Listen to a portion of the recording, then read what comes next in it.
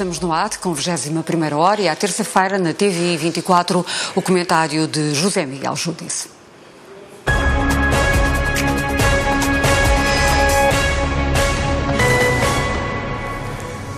Muito boa noite, Dr. José Miguel Júdice. Numa semana em que se falou muito de precariedade no trabalho, se arriscou um número à volta de 100 mil trabalhadores precários, da sua integração ou não integração no mercado de trabalho, o Dr. José Miguel Júdice lança para debate uma ideia curiosa, a que chama deitar dinheiro de helicóptero.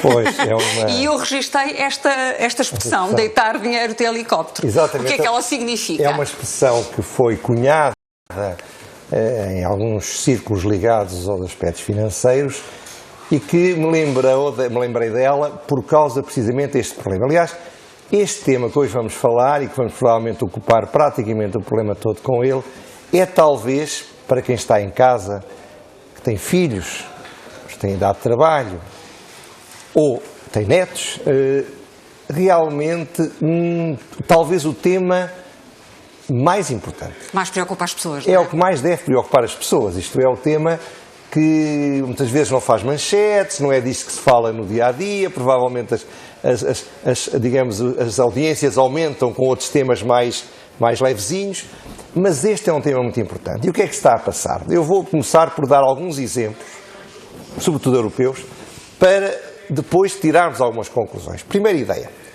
O homem que ganhou as eleições primárias do Partido Socialista em França, o Sr. Hamon, da ala esquerda do Partido Socialista, ganhou sobretudo porque fez uma seguinte proposta. Se eu for presidente, toda a gente entre os 18 e os 25 anos, todos, além dos que têm o equivalente ao nosso rendimento social de inserção, vão receber cerca de 600 euros por mês. E a seguir, brevemente, todos os franceses em idade adulta, todos, vão receber 1.000 euros. Mas é receber isso sem ter de fazer nada. E muitos acreditaram.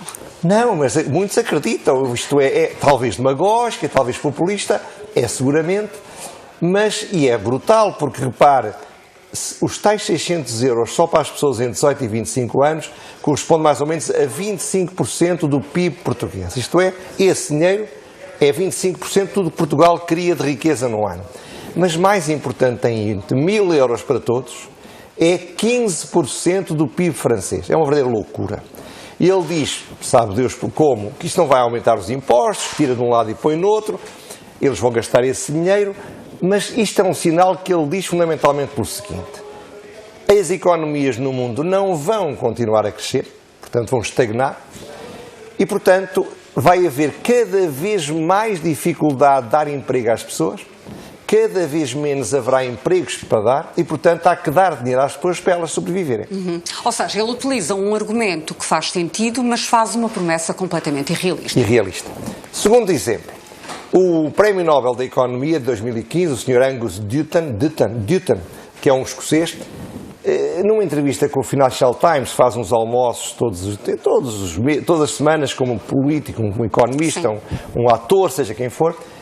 Ele, confrontado com o problema da globalização, ele disse: eu não posso dizer que a globalização é uma coisa má, porque a globalização tirou da pobreza extrema, da pobreza mais absoluta, 1 bilhão de pessoas. Claro que isso teve efeitos nos países mais desenvolvidos, como já aqui falámos uma vez. O operariado da Inglaterra no século XIX, ou até no século XX, vivia melhor à custa também do que viviam pior os trabalhadores do algodão na Índia e tantos outros. Sim. E ele diz, o problema não é a globalização, o que deve preocupar as pessoas são os robôs. Quando eu li isto pensei, tenho a impressão que nenhum português está preocupado com os robôs. Mas deve estar preocupado, porque o homem que inventou Davos, portanto aquele encontro muito famoso no meio da neve, Schwab, disse o seguinte: pela evolução previsível da economia da robotização, 3.500.000 pessoas que estão nas caixas dos supermercados, das lojas, de tudo o que são venda direta ao consumidor final, vão desaparecer. Esses empregos vão ser substituídos por máquinas. E o mesmo número de camionistas vão também desaparecer. Porquê? Porque dentro de 10, 20 anos, com toda a probabilidade, os autocarros, digamos, os veículos de transporte pesado de mercadorias estarão adaptados por serem conduzidos sem condutor. Até com sistemas que permitem que nas autoestradas vão todos a uma distância marcada e definida uns dos outros. Não deixa de ser assustador. É assustador. E há países a tentarem enfrentar isto. Por exemplo, terceiro exemplo, a Finlândia. A Finlândia é um país curioso que tem mais ou menos metade da nossa população, mas tem 120% do nosso PIB. Isto é mais 2 vezes mais rica per capita do que nós. E está a fazer uma experiência com desempregados, dizendo-lhes, primeiro com 2.000, e o TREC na Holanda fizeram a mesma experiência. Vamos dar aos desempregados, para além do subsídio de desemprego, mais 560 euros. Para quê?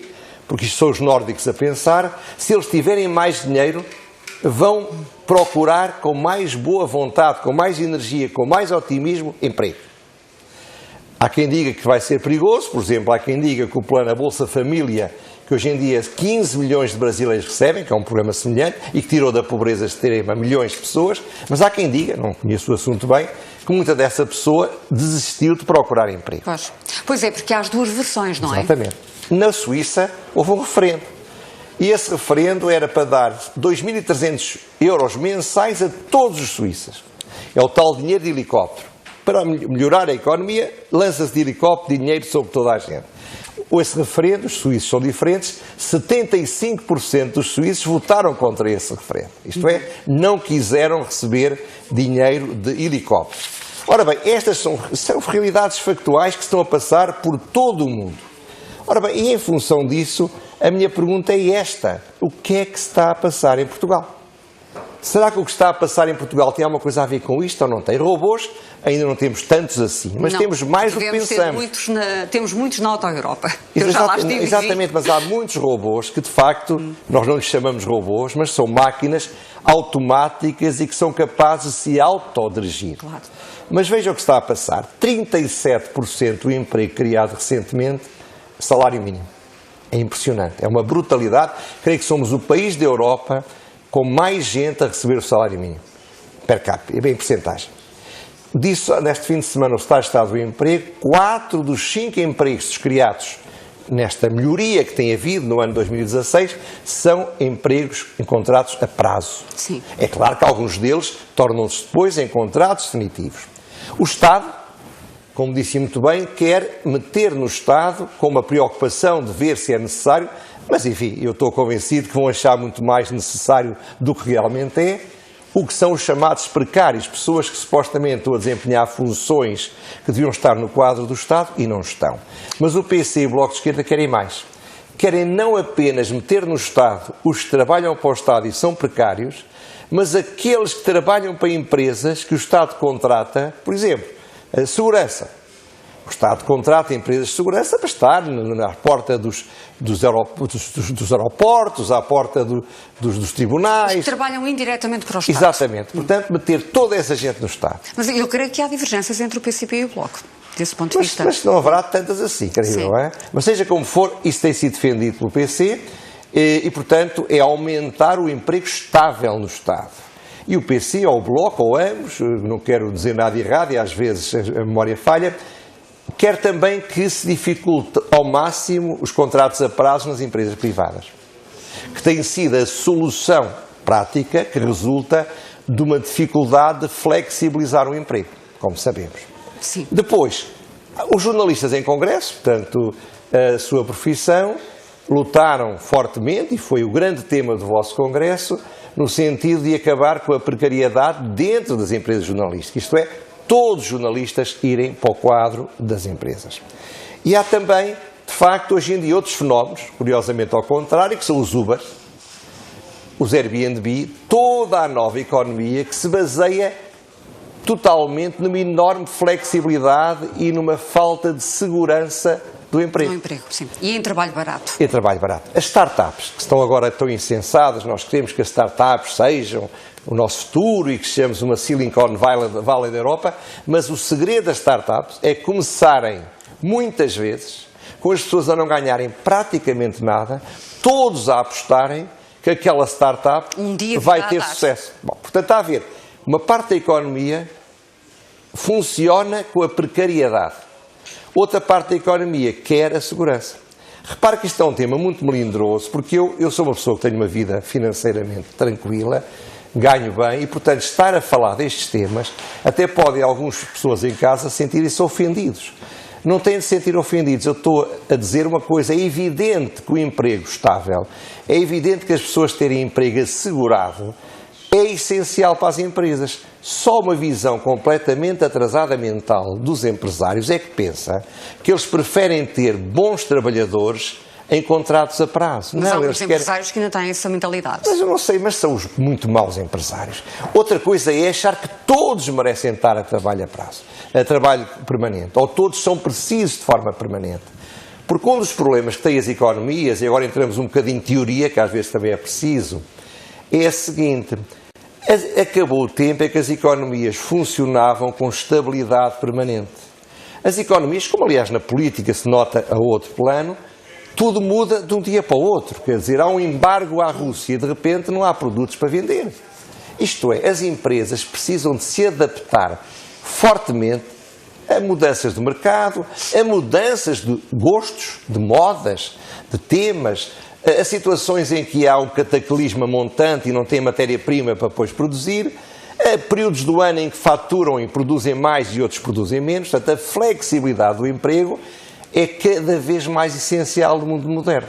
Não é por acaso que um país onde o emprego é tão flexível como os Estados Unidos tem taxas de desemprego muitíssimo baixas, da ordem dos 4%. Porque é muito fácil despedir, também é muito fácil empregar. As pessoas, as empresas que sabem que podem despedir, não têm nenhuma preocupação em empregar. Dão emprego quando precisam e o mecanismo vai se adaptando. Isto não é completamente justo. Mas ia dizer que as pessoas também estão mentalizadas de outra forma. Exatamente. Deslocam-se 400 ou 500 quilómetros para ir trabalhar num outro sítio qualquer. Exatamente. Agora repare, vamos lá ver 3 ou 4 coisas que parece que são óbvias. Quanto mais seguro for o emprego, eu não quero falar em sistemas anedóticos, vou contar apenas uma história que é caricata, mas é verdadeira. Quanto mais seguro for o emprego, menor é o estímulo para a pessoa se esforçar para manter o emprego. Isso é perfeitamente normal e humano. Acha isso? Acho, sinceramente. Acha que acontece com toda a gente? Estatisticamente é verdade. Eu, se me perguntar se toda a gente é assim, não.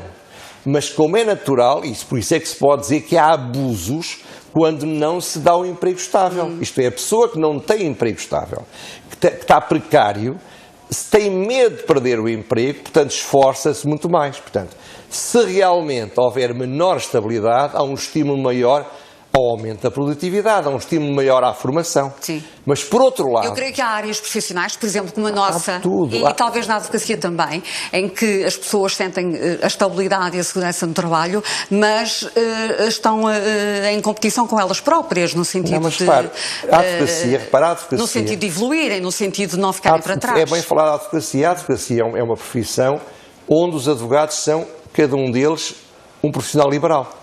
Portanto, a proteção dos meus colegas e minha, quando era mais novo, era, e ainda hoje é, muito fraca. Isto é, há um processo de seleção muito duro, em que os melhores têm uma carreira que os faz subir e os piores vão procurar emprego para o outro lado. É um mercado muito competitivo. É um mercado muito competitivo, é um mercado onde não há barreiras à entrada, há um mercado onde qualquer pessoa com qualidade pode fazer um escritório magnífico. E, portanto, é um mercado em competição com países estrangeiros e é um mercado de excelência em Portugal.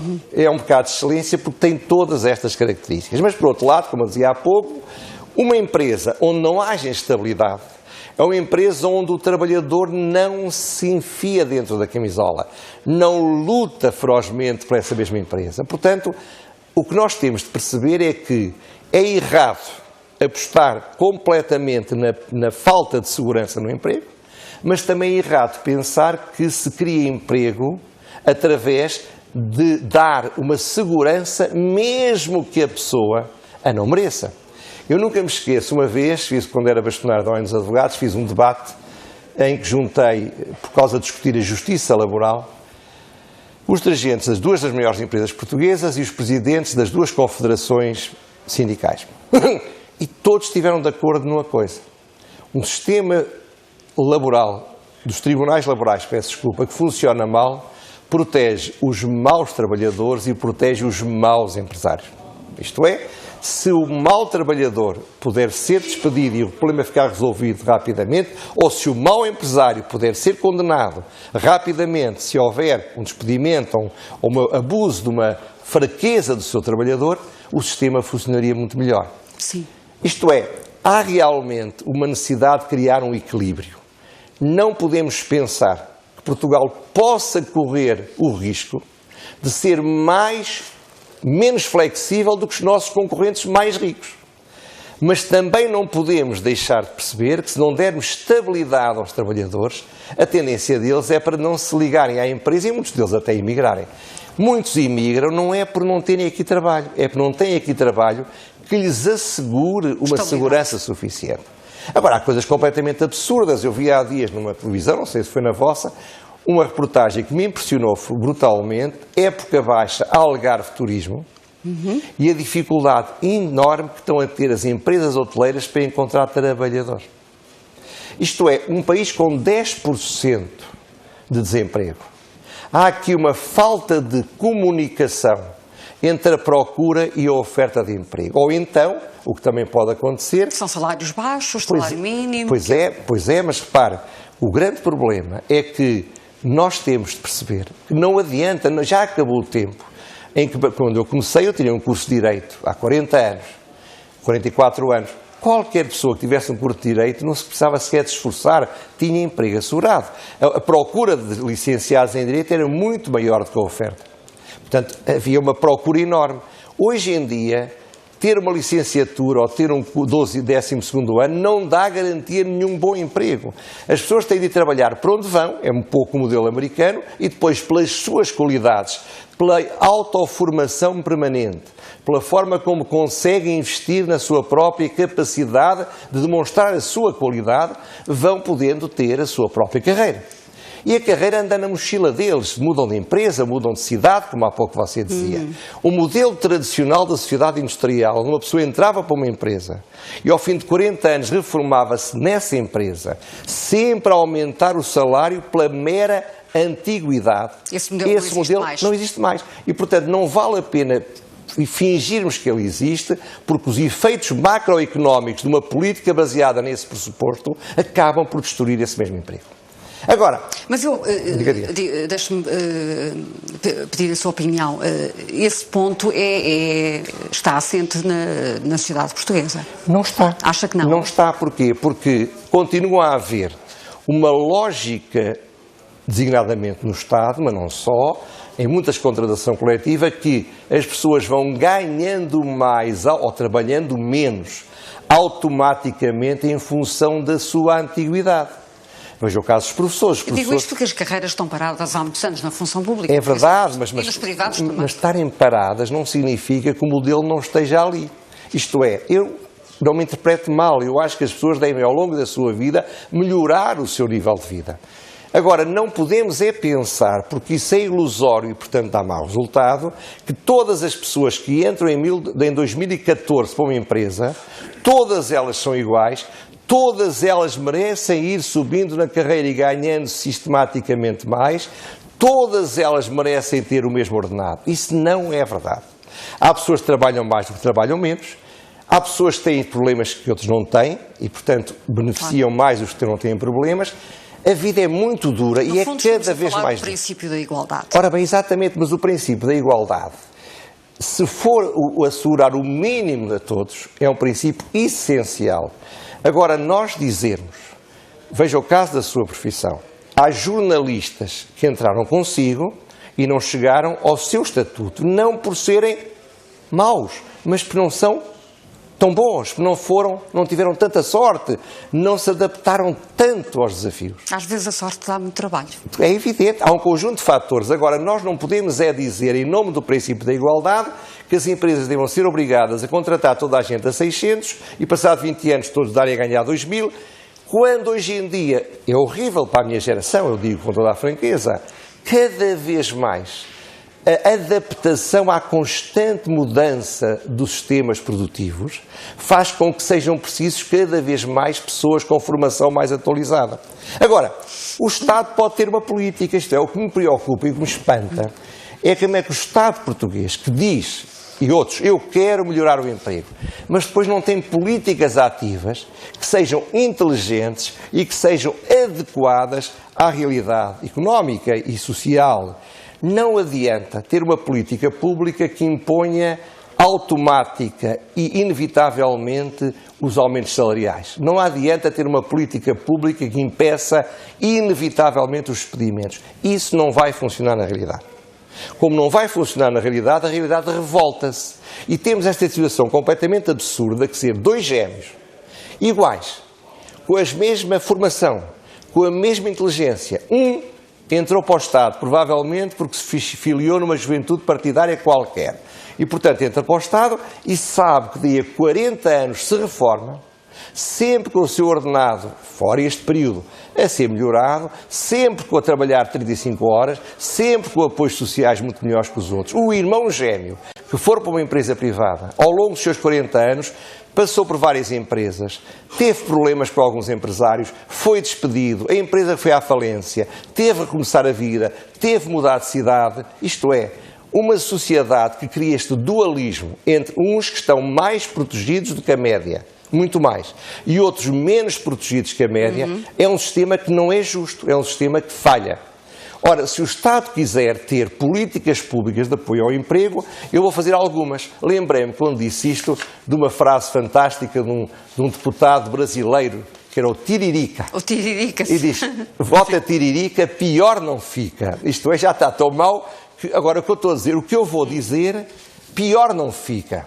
Pode ser que ninguém ache que sirva. Sim. Mas, eu diria, se o Estado quer e quer verdadeiramente favorecer o emprego, ele tem algumas políticas públicas que pode implementar, sobretudo se tiver um orçamento saudável, para beneficiar o emprego, para beneficiar o emprego estável e para beneficiar o emprego de longa duração. Por exemplo, nós não temos, não é? O orçamento estável. Não há nada, claro. Repare, o TSU, o Estado podia dizer assim, o TSU pago pelos trabalhadores que estão no quadro é significativamente menor para as empresas do que estão fora do quadro. É uma política favorável a quem cria emprego estável. Fala-se agora em fazer isso e é uma boa ideia. Segundo, reduzir o IRC em função do número de trabalhadores. Isto é dizer, por cada 100 trabalhadores que uma empresa tem, deduz X% no IRC. Pagam mais IRC as empresas que criam menos emprego. O que eu acho uma política pública perfeitamente saudável. Se uma empresa está num setor que dá muito emprego, talvez deva ser mais apoiada pagando menos IRC do que uma empresa que está num setor onde praticamente não tem trabalhadores. Porque, repara, o grande problema é que, porque é que a robotização avança? Por várias razões. Mas uma das razões que avança, não tem ilusão, é que para um empresário, um robô, para já desconta o robô completamente no seu custo. A 100%, o investimento que faz nele. Os juros dos empréstimos que pagou para comprar o robô também desconta nos seus impostos. O robô trabalha, se for necessário, 24 horas por dia, 365 dias por ano. O robô não tem férias. O robô não tem fim de semana, nem sábados, nem feriados para descansar. Um modelo social em que se instala numa sociedade onde a tecnologia cada vez mais consegue substituir mão de obra por máquinas, favorece muito as empresas que se robotizam. Por isso é que em França também, outro político de esquerda, e muito bem, diz, vamos pôr os robôs a pagar imposto. Vamos fazer com que quem quer ter robôs tem, mas tem de pagar imposto. Sim. Mas é uma política errada, porque em vez de pôr robô a pagar imposto, deve-se favorecer quem dá emprego. Por exemplo, acho que há que, ao mesmo tempo, facilitar o despedimento e limitar os contratos a prazo. Se só se faz uma coisa, erra-se. Isto é, se facilitar o despedimento e se continuar a facilitar o contrato a prazo, está-se a desfavorecer injustamente os trabalhadores. Mas se não se liberalizar um pouco mais o despedimento e se impedir o contrato a prazo, está-se a destruir a economia. Não é fazer mal aos empresários, é fazer mal à economia. Porquê? Porque a tendência do empresário, então, se ele sabe que o seu contrato, com aquele contrato é para sempre, mas não sabe se daqui a 2 ou 3 anos vai ter emprego para lhe dar, o que é que ele vai fazer? Vai subcontratar. Em vez de contratar, contrata empresas, passando esse problema para outras empresas. E a economia mundial hoje em dia está a evoluir nesse sentido. Eu estava ali no Economist há dias um artigo... Da subcontratação. Estava ali no Economist há dias um artigo muito interessante. Ele dizia, nos Estados Unidos, por causa do Trump, que evidentemente todos estes problemas são o terreno de cultura para o Trump. Escusado, será dizer. Como sabemos. Mas ele estava a dizer, nos Estados Unidos, em 30 anos, o emprego industrial passou de 30% para 10% da economia, que é uma coisa brutal. No entanto, não é bem verdade. O que é que acontece? As economias estão cada vez mais, as empresas que produzem bens estão cada vez mais automatizadas. Mas cada vez mais os produtos que eles fazem são mais sofisticados, são mais complexos. Qualquer aspirador hoje em dia é uma máquina sofisticadíssima comparada com os aspiradores no tempo da minha mãe. Ora bem, o que é que está a acontecer? Está a haver cada vez mais a transformação das indústrias em empresas prestadoras de serviços, que vão reparar, vão fazer manutenção, vão fazer adaptações, vão fazer upgradings, vão receber produtos que têm de ser destruídos e que há regras para a sua própria destruição. Mas muito desse emprego é subcontratado. E é subcontratado a pequenas e médias empresas. E elas têm de lutar ferozmente em concursos muito violentos, umas contra as outras, para serem contratadas por aquela empresa industrial. O que é que isto quer dizer? Se nós tivermos um sistema onde a água entra e não pode sair, é evidente que as empresas não vão deixar entrar mais água. Se as empresas souberem que pode entrar e pode sair, o que é que elas fazem? Em cada ano, guardam com muita cautela os seus melhores empregados e fazem sair os piores e entram outros. É assim. Essa é a cultura da meritocracia. É a cultura da meritocracia, é a cultura do trabalho. Repare, o orgulho do trabalho profissional, aliás, muita gente de esquerda é contra estes programas do AMON e de outros, porque diz assim, isto mata o orgulho do trabalho. A chamada aristocracia operária, eu sei que é um termo que o operariado provavelmente não gosta de ouvir, mas é um termo exato. Tradicionalmente, os bons quadros das empresas tinham tido origens, muitas vezes, tinham começado por meros aprendizes e tinham transformados em grandes profissionais nos quais as empresas assentam. Essa aristocracia operária está a sofrer terrivelmente hoje em dia. E está a sofrer terrivelmente porque, e é essa que se sente desanimada, muitos deles estão com 50 anos, estão com 60 anos, porque veem a sua dificuldade de se adaptarem. Mas o emprego estável não favorece muito a formação, por culpa dos empresários também. Hoje em dia está aprovado, e estudos agora feitos nos países nórdicos, o importante é cada vez menos a formação que se faz até aos 21 anos. É a formação que se faz dos 21 anos até aos 70. Isto é, o mundo está permanentemente a mudar. E, portanto, é perfeitamente essencial e necessário que todos tenhamos permanentemente a estudar, permanentemente a formar-nos, permanentemente a aprender novas técnicas. Ora, esse modelo, o Estado pode favorecê-lo. É uma política pública que pode ser desencadeada. Exato. O Estado pode dizer, o deitar dinheiro de helicóptero. Mas investir, por exemplo, na experiência, não é? Exatamente. O Estado pode deitar dinheiro de helicóptero da seguinte maneira. O salário mínimo é 600 euros, não é? Então, todo o emprego que for criado acima de, por exemplo, 800 euros, todo o que for criado, se mantiver, eu dou dinheiro. Deito dinheiro de helicóptero àquela empresa. Não é diminuir o TSU, não é dar dinheiro a quem paga o salário mínimo, não, é dar dinheiro a quem paga mais que o salário mínimo. Para motivar a empresa a fazer subir os ordenados dos seus trabalhadores que ganham menos, isso torna-os mais motivados, dá-lhes mais alegria, torna-lhes a vida pessoal mais fácil. Criar outros postos de trabalho. E eles motivam-se mais, trabalham melhor, em casa têm melhor vida, portanto, dentro dessa ótica, é tudo bom. É bom para o Estado, porque depois ganha mais impostos, é bom para as empresas, porque aumenta a produtividade, é bom para os trabalhadores, porque melhoram o seu nível de vida. Porquê é que o Estado não faz isso? Não faz, porque isto são políticas novas que realmente não estão na moda, não estão ainda na moda em Portugal. Ou deixar a economia funcionar. Todos nós sabemos que uma das coisas mais complicadas para a economia é a dificuldade que as empresas têm por quantidade enorme de regulações, regulamentos, regras, que são teoricamente feitas para evitar abusos, mas que não evitam os abusos. Isto é, por mais regras que haja, por mais burocracia que se peça às empresas. Há dias alguém me dizia que um banco internacional, hoje em dia, que tem 45 mil trabalhadores, um grande banco, só a tratar de questões regulatórias. Isto é, não estão a produzir nada. Ora, deixar a economia funcionar, libertar as forças vivas da economia, tornar a burocracia, os regulamentos, as regras, as autorizações, as licenças, as inspeções, porque hoje em dia é assim, vai um inspetor a uma empresa, a empresa para durante 15 dias, pedem fotocópias de tudo, pedem para ver tudo. Para! Ora bem, isto é muito bonito, mas isso não se ganha mais. Ou então, outra política pública, reforçar a concorrência. Repare, um dos grandes problemas que existe na economia portuguesa são as profissões que estão protegidas. Eu falo da minha, mas posso falar de outras. Porquê é que é obrigatório às empresas terem um técnico oficial de contas? Porquê? Porquê? Não sei porquê. Não sei porquê. Sinceramente não sei porquê. Teoricamente... Não faz falta? Não. As empresas que sentirem falta contratam-nos. Agora, há hoje em dia um conjunto de empregos na sociedade portuguesa que são empregos que as empresas quer queiram, quer não queiram, têm de ter. Isto é, se eu tiver em minha empresa uma pessoa que sabe fazer a contabilidade, eu tenho de ter um técnico oficial de contas. Porque o revisor oficial de contas, que também tem de ser pago. Ainda não conseguimos os advogados que haja um advogado oficial em cada empresa, ainda não é obrigatório.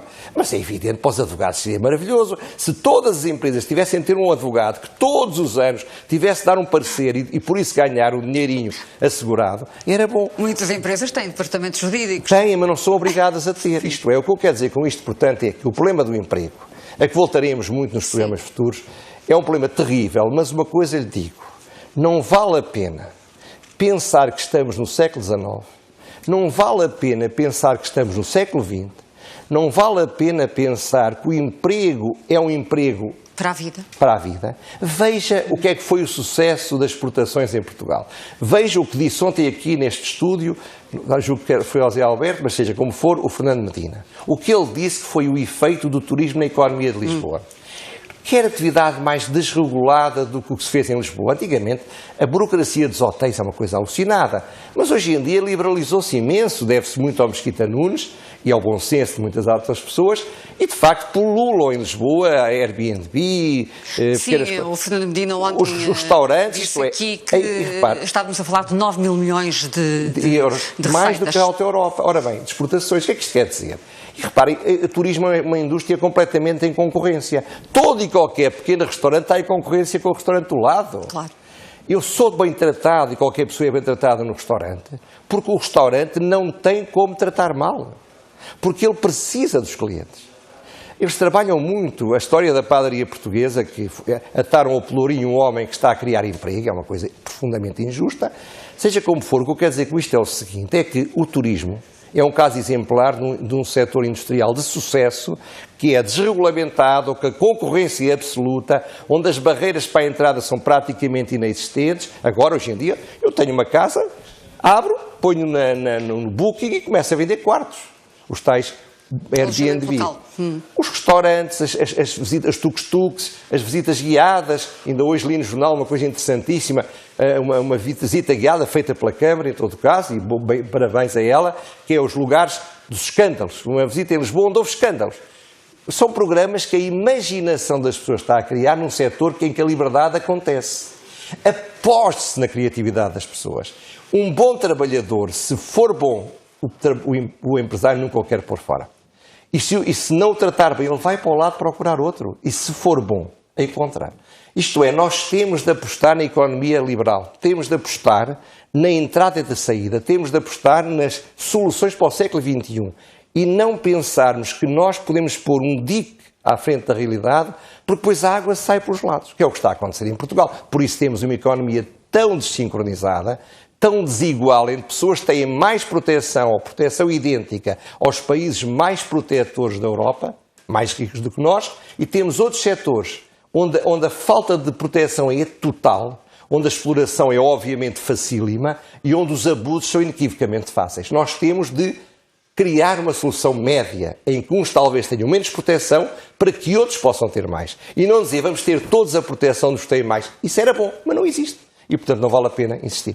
E, portanto, é por esta componente do trabalho e do emprego que passa muita da explicação que temos que encontrar para as desigualdades que existem no nosso país, não é? Sem dúvida, sem dúvida.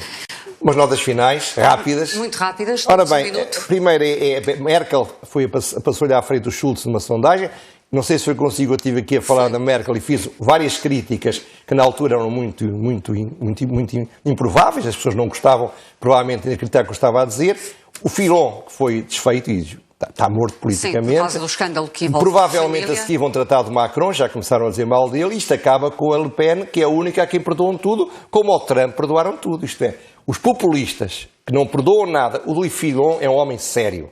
70% dos franceses acham que ele é desonesto.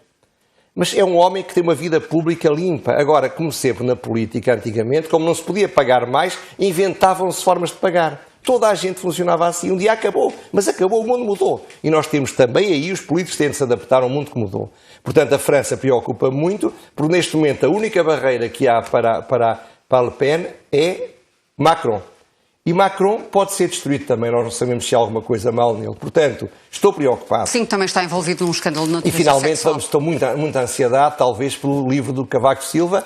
Eu acho que ele, se for o Cavaco institucional que eu conheci, vai justificar o seu comportamento, mas não vai escrever nada picante ou que seja violação... Não espera nada de surpreendente? Não espero, a não ser que ele tenha mudado, o mundo mudou tanto. Não, ele acho que é um homem, é um institucional, é uma pessoa que vai defender o seu, como é legítimo, os seus 10 anos, mas que não vai contar pequenas histórias, não vai destruir pessoas, não vai dizer o Sócrates disse-me isso e fez aquilo. Não acredito que ele faça isso. Mas vamos esperar para ver. Vamos ver se será na próxima semana o lançamento no Centro Cultural de Belém. Dr. José Miguel Júdice, obrigada, boa noite. Boa noite. Nós ficamos também por aqui. Para todos, muito boa noite.